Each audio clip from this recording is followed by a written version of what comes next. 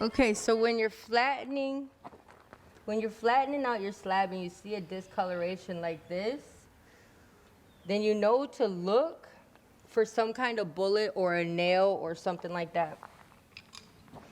So, you see how it's like this? That's what the oxidation of the metal or the steel or whatever.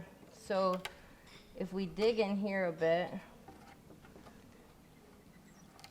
right here.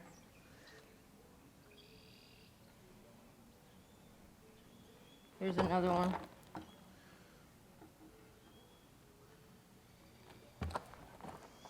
So that's a buckshot. And that is what's discoloring this right here and basically killing it. Damn. Can't touch it. You can have them. Oh, too small.